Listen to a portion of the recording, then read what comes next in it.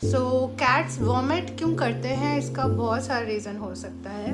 मैं जो कुछ भी पॉसिबल रीजंस मुझे पता है, मैं उस सारे रीजंस को आज कवर करूँगी। Hi everyone, welcome to my channel Tale of the Tales. So today I'm here to cover a very important topic which is cats vomiting. Why do cats vomit, right? So cats vomit क्यों करते हैं, इसका बहुत सारा reason हो सकता है।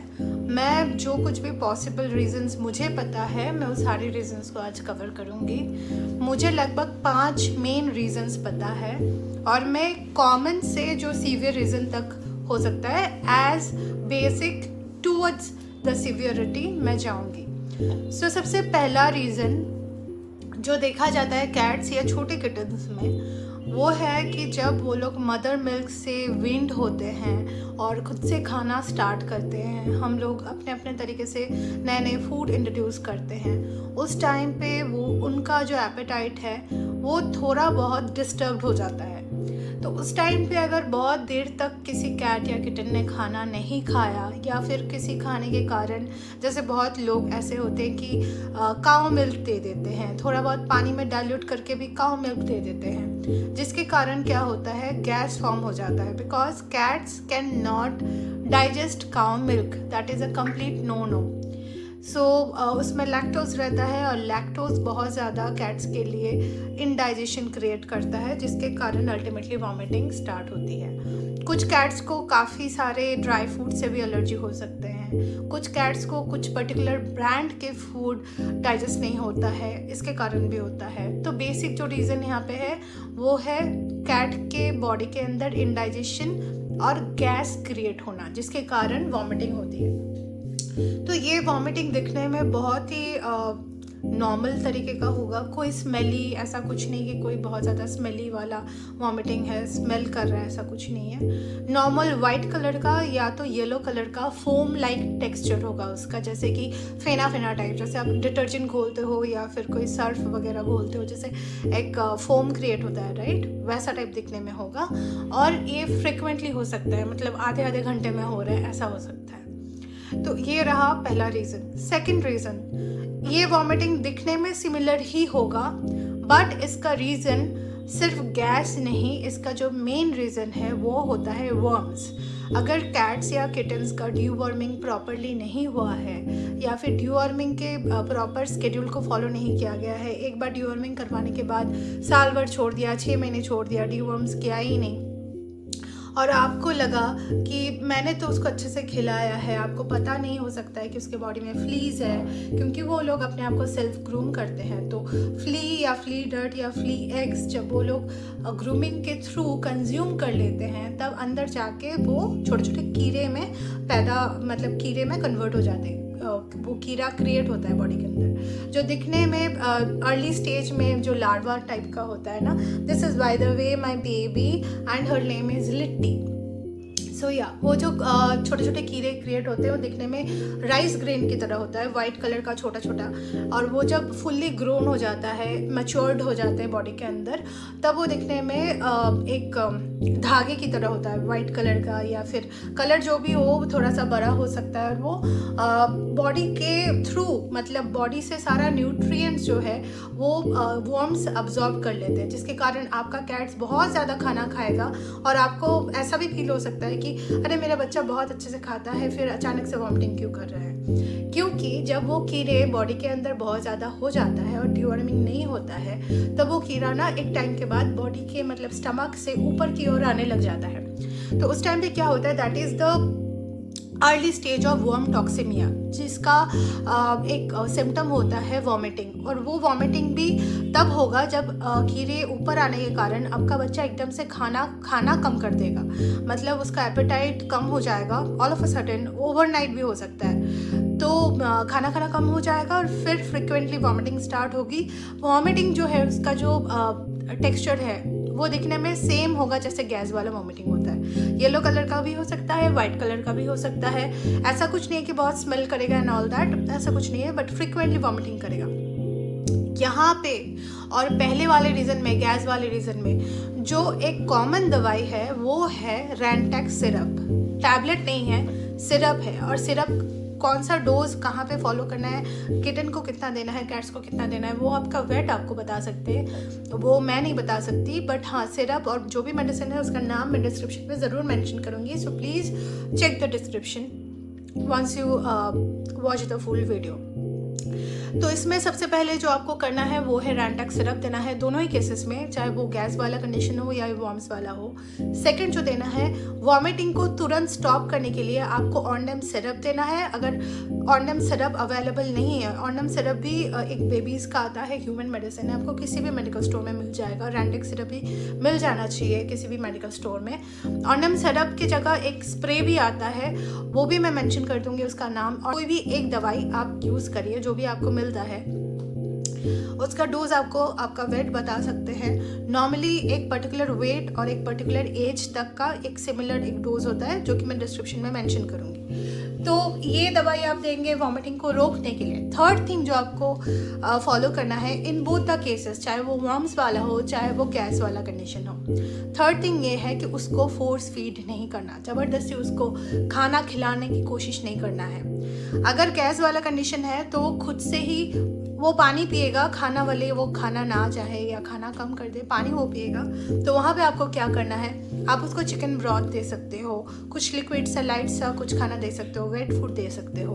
But अगर ये वॉर्म्स का कंडीशन है तो खाना नहीं खाएगा। आप अगर वहाँ पे उसको ज़बरदस्ती खाना खिलाने का ट्राई करेंगे तो वो खाने को भी वॉमिट कर देगा, और जितना बार वॉमिट करेगा उसका बॉडी का जो डिहाइड्रेशन वाला पार्ट है वो ज़्यादा बढ़ जाएगा, और डिहाइड्रेशन जैसे ही बढ़ जाएगा वैसा वैसा सीवियरिटी भी बढ़ता जाएगा, और अल्टीमेटली अगर उस टाइम पे उसका ट्रीटमेंट प्रॉपर नहीं हुआ तो आपका किटन या कैट फेटल कंडीशन में भी जा सकता है, वो मर भी सकता है। क्यों? क्योंकि अगर वो वॉमिट कर रहा है, अगर मेडिसिन भी वॉमिट कर रहा है, वहाँ पे अगर सलाइन वाला ट्रीटमेंट स्टार्ट नहीं हुआ, साथ में अगर उसको डिहाइड्रेशन हो रहा है और लूज मोशन भी है, तो उसका बचना भी नामुमकिन हो सकता है। मैं आपको डराना नहीं चाहती, but this is a very serious condition I have experience in my life with few of my cats, and unfortunately because of the lack of the proper treatment I could not save them. इसीलिए मैं चाहती हूँ कि आपके साथ ये चीज़ ना हो। जैसे ही आप देखोगे वॉर्म्स वाले कंडीशन में आपने उसको रैंटैक दिया, आपने उसको एक दवाई दी वॉमिटिंग के लिए, और थर्ड थिंग जो आपको देना है वो है ORS। खाना नहीं देना है, ORS देना है, जो ऑर्डरलैट बोल के एक पेट वाला ORS आता है। जैसे ह्यूमन का ORS आता है वैसे पेट का भी आता है। आपको अगर वो मिल जाए ठीक है, अगर आपको वो नहीं मिल रहा है ह्यूमन वाला ORS, ग्लूकोज नहीं लेना, ह्यूमन का ORS ही आपको लेना है। तो उसको थोड़ा सा क्वांटिटी थोड़ा सा ज़्यादा पानी में घोल के या तो आप सिरिंज से उसको दे सकते हो, या तो आप नॉर्मली रख सकते हो। आपको देखना पड़ेगा वो खुद से वो चीज़ पी रहा है कि नहीं। वो शायद वॉर्म्स वाले कंडीशन में वो लोग पानी ज़्यादा पियेंगे, या फिर पानी पीने का अर्ज रहेगा भले वो खाना ना खाए। क्यों? क्योंकि जब वॉर्म्स ऊपर आने लगते हैं और इरिटेशन होती है बॉडी में, तब उसको ना डिहाइड्रेशन के कारण बहुत ज़्यादा प्यास लगती है। प्यास लगने के कारण they get thirsty and they tend to drink water. But सिर्फ वाटर पीने से भी कुछ हेल्प नहीं होता वहाँ पे। अगर वॉमिटिंग चालू है, वॉमिटिंग नहीं रुकी है, तो आपको इमीडिएटली वेट से कंसल्ट करके उसका ड्रिप्स थेरेपी, सलाइन वगैरह चालू कर देना चाहिए। क्योंकि अगर आप ORS दे रहे हो, सारा दवाई भी आपने दे दिया, फिर भी वो सारी सब कुछ ही वो वॉमिट कर रहा है, दवाई भी वॉमिट कर रहा है, ORS भी वॉमिट कर रहा है, then there is no point of delaying the process, right. Immediately उसको सलाइन का ट्रीटमेंट चालू कर देना चाहिए। Now coming to the third reason can be food change। आप एक ब्रांड का फूड खिला रहे हो, फिर अचानक से आपने नया कोई ब्रांड इंट्रोड्यूस किया, और वहाँ पे क्या हुआ, because of the brand change and ingredients change, वो लोग क्या करते हैं, कुछ नया जब कुछ खाने को मिलता है they also get excited, right. तो बहुत टाइम ऐसा होता है, मैंने अपने खुद के कैट्स के साथ देखा है, वो लोग खाने को अच्छे से चू नहीं करते, एकदम से जाके ऐसे ही निगल लेते हैं। तो जैसे तुरंत बहुत ज़्यादा एक्साइटमेंट में बहुत ज़्यादा खाना खा लिया एक ही साथ, नया फूड, वो डाइजेस्ट नहीं हो पाता है और एकदम से उसको खाने को ही उल्टी कर देते हैं। इस केस में भी ज़्यादा कुछ, ये कोई सीवियर कंडीशन या बहुत ज़्यादा क्रिटिकल कंडीशन नहीं है। तो यहाँ पे क्या करना है आपको, हिमालय का एक डिजिटॉन बोल के एक दवाई आता है, आप खाना खाने के बाद थोड़ा सा दवाई दिन में 2 बारी, maximum 2 times and minimum 1 time 3 दिन तक दे सकते हो। और उसके बाद भी अगर ये खाने का वॉमिटिंग चालू रहा तो आपको एक प्रॉपर तरीके से नया खाना इंट्रोड्यूस करना पड़ेगा। पहले दिन आप पुराने खाने में 1/3 या 1/4 नया खाना मिला के देंगे। सेकेंड डे आप शायद हाफ दे रहे हो। थर्ड डे आप पूरा ही नया खाना दे रहे हो। ऐसे करके आपको ग्रेजुअली नया खाना इंट्रोड्यूस करना पड़ेगा। Now coming to the fourth point, fourth reason can be faeces और हेयर बॉल। जो लॉन्ग कोटिंग वाला कैट होता है ना, जैसे पर्शियन कैट हो गया या फिर साइबेरियन हिमालयन कैट्स हो गए, कुछ हमारे देसी कैट्स में भी काफ़ी हेवी कोट होता है या उसके टेल में बहुत ज़्यादा लॉन्ग फर रहता है, राइट। तो वो लोग सेल्फ ग्रूमिंग करते हैं एंड सेल्फ ग्रूमिंग के टाइम ग्रूम करते टाइम वो लोग ना फर को कंज्यूम कर लेते हैं, निगल लेते हैं। तो उस टाइम पे तो कुछ वैसा एकदम से कुछ आपको दिखेगा नहीं, बट ज़्यादा टाइम वो पेट के अंदर जाके इकट्ठे हो के खाने के साथ मिलके एकदम से किसी एक दिन उसने उल्टी मारा। और जिस दिन उल्टी हुई उस दिन आपको खाना तो नहीं दिख रहा है, उल्टी ही ऐसी दिखेगी जैसे कि पॉटी हो, पॉटी की तरह एकदम शेप में आता है वो, उल्टी एकदम से निकलता है और आपको लगता है अरे यार ये क्या हो रहा है। That is another normal reason, ऐसा होता है। और इस चीज़ को आप 2-3 तरीके से अवॉइड कर सकते हो। फर्स्ट थिंग, एक प्रॉपर हेयर बॉल डाइट आता है। मुझे एक ब्रांड पता है जिस ब्रांड में ये अवेलेबल है हेयर बॉल डाइट, वो है लारा का आता है। अभी हाल ही में शायद विस्कस का भी एक नया स्किन और हेयर बॉल कंट्रोल करके कुछ निकला हुआ है। आप थोड़ा खुद ट्राई करके देखना, मैं भी डिस्क्रिप्शन में मेंशन करूँगी कि किस किस ब्रांड में हेयर बॉल कंट्रोल वाला फूड अवेलेबल है। I will try mentioning that. और जो आप घर पे तरीका अपना सकते हो वो है इसबगोल जो आता है, या फिर जिसको सैड गोल भी बोला जाता है। थोड़ा बहुत ही थोड़ा क्वांटिटी में, जैसे 1/4 टीस्पून या फिर हाफ टीस्पून आप वेट फूड में मिला के दे सकते हो। और साथ में ड्राई फ्रूट जैसे वो खाता है खाएगा तो क्या करेगा, वो हेयर बॉल उल्टी के थ्रू ना निकल के उसके पॉटी के थ्रू निकलेगा। कैट लैक्सेटिव आता है, ये भी मैं डिस्क्रिप्शन में मेंशन करूँगी। अगर आप हर रोज़ थोड़ा करके, रोज़ भी नहीं दे रहे हो आप, वीक में 3 दिन या 4 दिन भी आप उसको नॉर्मली थोड़ा करके लैक्सेटिव नॉर्मली उसको चखा रहे हो, बॉडी में कहीं पे लगा दिया हो, जैसे अपने आप को चाटेगा, वो कंज्यूम कर लेगा, वो चीज़ भी हेयर बॉल को कंट्रोल करता है और फिसीज को कंट्रोल करता है, जनरेट नहीं होने देता बॉडी के अंदर, बल्कि उसको पॉटी के थ्रू निकाल देता है। और एक नेचुरल तरीका है, एक्स्ट्रा वर्जिन या फिर virgin cold press coconut oil आता है, जो कि एडिबल कोकोनट ऑयल है, हेयर का नहीं बता रही हूँ, जो खाने का कोकोनट ऑयल होता है, वो आप बहुत थोड़ा क्वांटिटी में ड्राई फूड या वेट फूड में मिला के दे सकते हो। वो भी अगर आपका कैट खा रहा है और डाइजेस्ट कर पा रहा है ढंग से, वो भी काफ़ी हद तक हेल्प करता है हेयर बॉल कंट्रोल करने में। तो ये सारे तरीके आप अपना सकते हो। एंड सबसे ज़्यादा सीरियस रीज़न ऑफ वॉमिटिंग, जिसमें आपको वॉमिटिंग तो शायद फोम लाइक ही दिखेगा, जैसे कि फेना मैंने सबसे पहला वाला बताया, बट वॉमिटिंग में बहुत ज़्यादा स्मेल आएगा और साथ में ब्लड भी आ सकता है।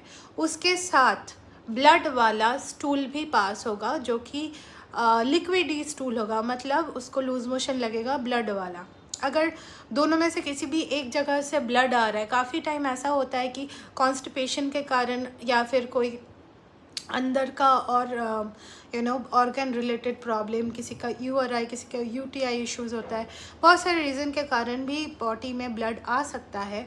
बट अगर मतलब लूज़ मोशन में ब्लड आ रहा है और पॉटी का बहुत गंदा स्मेल है, स्मेल को इग्नोर मत करना, smell is a very significant symptom. अगर स्मेल करते हुए ब्लड आते हुए पॉटी हो रहा है और सिमिलरली स्मेल वाला ब्लड वाला वॉमिटिंग हो रहा है, तब आपको इमीडिएटली वेट कंसल्ट करना चाहिए और ब्लड टेस्ट सबसे पहले करना चाहिए, because this can be a viral infection. This is a symptom of cat virus which is called feline panleukopenia virus FPV, जिसमें ये सिम्टम्स दिखते हैं। But that is a very rare condition. अगर आपका कैट्स टाइम पे आपने उसको vaccination करवाया या फिर कम्प्लीटली आप इंडोर रखते हैं, तो चांसेस कम है कि ऐसा कुछ आपको देखने को मिले। नॉर्मली जो लोग कंफ्यूज कर जाते हैं या फिर काफ़ी वेट्स भी ऐसे बताते हैं, वर्म्स रिलेटेड जो वॉमिटिंग होती है उसी में बता देते हैं कि आपको तो ये तो पैनलोकम्पेनिया का साइन है, शायद आपके कैट्स को एफपीवी वायरस हो गया है। बट इन रियलिटी OFPB नहीं होता है, वो वर्म टॉक्सिमिया का सिम्टम होता है। So you have to be very sure about it. Although दोनों का ही सिमिलर ट्रीटमेंट होता है, दोनों केसेस में आपको सलाइन करवाना पड़ेगा जब कंडीशन हद से बाहर हो जाता है, ओरल मेडिकेशन नहीं बॉडी अब्जॉर्व कर रही है, तब आपको दोनों केसेस में ही सलाइन ट्रीटमेंट देना पड़ता है। रैंटैक दोनों केसेस में चलेगा, इम्यून बूस्टर चलेगा, साथ ही में कुछ और दवाइयाँ जो कि डिपेंडिंग अपॉन दी कंडीशन वो वेरी करेगा। अगर वर्म टॉक्सिमिया है तो वहाँ पे कुछ दवाई अलग होगी, अगर उसको पैनलोकोपेनिया वायरस है तो वहाँ पे दवाई अलग होगी। तो that is all. I think I have covered all the possible reasons, so we are taking a leave over here. And with that, I wish you all a very good day, and I hope this is going to be helpful for you guys. If you guys know anything that I did not cover or could not cover, kindly comment below, and also mention if you want me to discuss about any particular topic. I'll definitely try covering that. So thank you so much for watching, and lots of love from our family to your family.